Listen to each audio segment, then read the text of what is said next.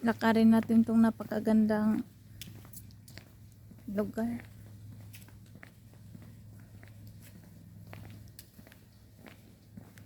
Sobrang ganda. Sana may ganito din sa atin.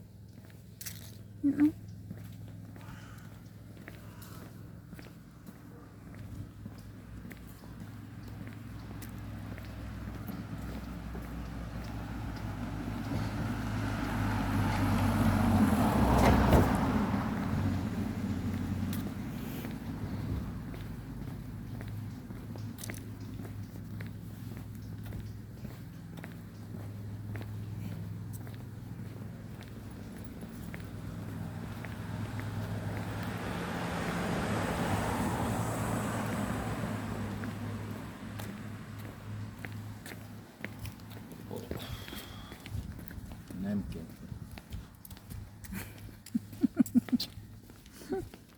Tama, video. For me.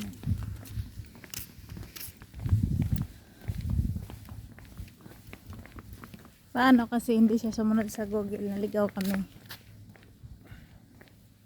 Mali ang pinasok niya. Ates passing kami, buti na lang mabait yung guardia.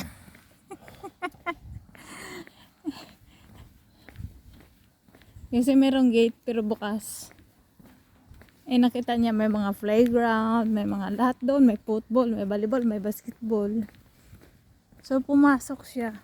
Sabi ko hindi yun ang tinuro ng Google na beach na sinasabi niya. Sabi niya dito na daw nagsimula, pasok na kami. Nako, private pala. Buti na lang mabait yung bantay. Liko oh. May kahoy na matuwid. May kahoy na liko-liko at nagsanga-sanga pa.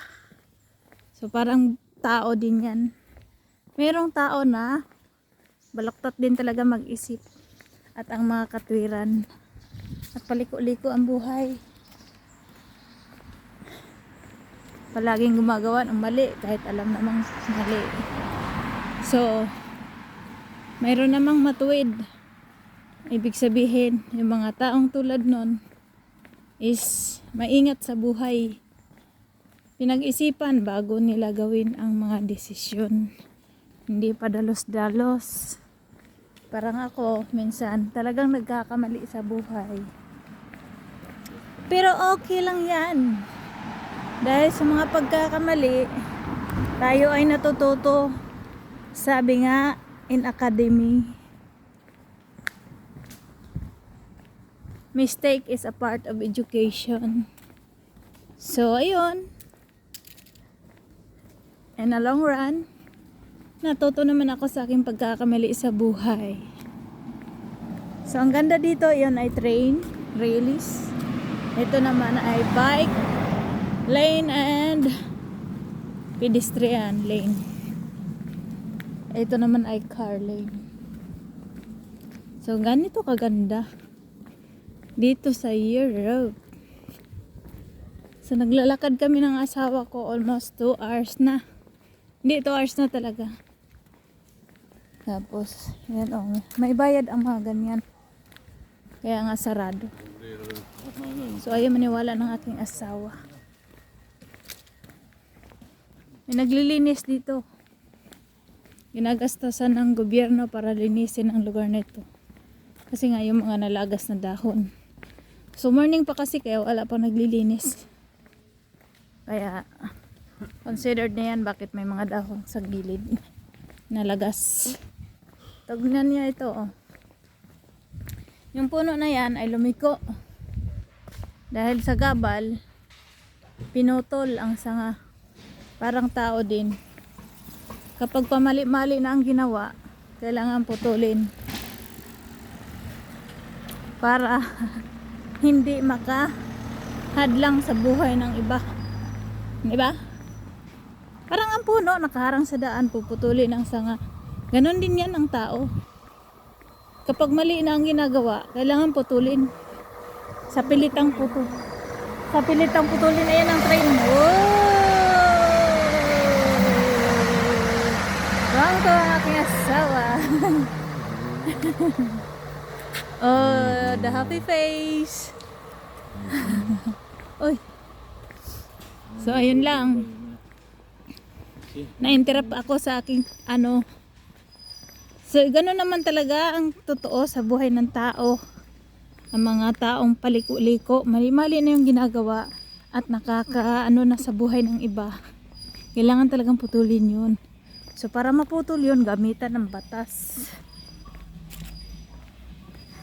Kasi nakakasira sila sa buhay ng iba. Kaya ganyan ang mga halimbawa sa puno. Hindi lalaki, hindi lalago ang isang tao na mali ang ginagawa. Puro panlalamang, pagnanakaw, panluloko sa mga tao, nakapaligid sa kanila, panggagamit, mabuti sa harap, masama sa likod mo. Ganon. So, hindi yan binapabayaan ni Lord. Nilalagas yan. Hindi yan tutulad nitong mga puno na lalago. Lalaki ng lalaki, hahaba ang buhay. Kapag ang tao ay masama, ang mga ugali, ang mga ginagawa sa buhay. So, ayan lang. Tignan mo itong puno. Oh. Diba? Symbolize na hahaba ang buhay mo kapag ikaw ay namuhay sa tama. Siyempre, ang pamumuhay na tama, kasama na yung pag-iingat mo sa iyong kalusugan. Number 1 yan ang iyong yaman, hindi yung mga pera. Kasi ang pera, kailangan lang yan para mai-provide mo yung needs mo. Pero yung kalusugan talaga ang mas mahalaga, wala nang iba pa. Kaya nga, so ito naman, medyo sagabal pero hindi naman pinutol at okay lang. So ganyan lang ha. Ating tandaan. Para sa mga magulang, ituwid nyo ang inyong anak. Naliko-liko, hindi yung gatungan na. Gatungan nyo pa. Yung mga anak nyo mali mag-isip. Mali ang ginagawa. Ang ganda ng paligid dito. Ang daming boat. Saan kaya kami punta? Naghihiwalay na kasi ang daan. So nalilito na ang mga bida. Wait lang. Siyasatin muna namin saan kami putungo. Wait kami doon. So, pupunta kami dito. Kasi naghiwalay yung daan. Subukan namin dito. Cute ang basuruhan, parang ice cream. Nang bike. Yan kainan. Ang cute talaga ng basurahan, parang ice cream. Cute bangka pala yan. Ito yung paligid.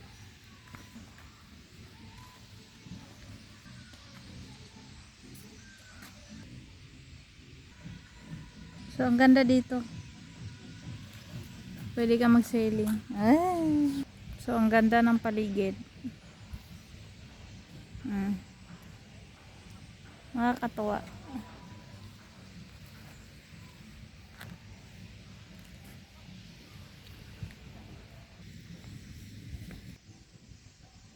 Sheep. Kuha na ng ticket. Sheep, you go. Warning, bawal dito mag-swimming. Surahan dito. Coins for you. Forget Tapos gusto mo ng memories. coins. Flowers.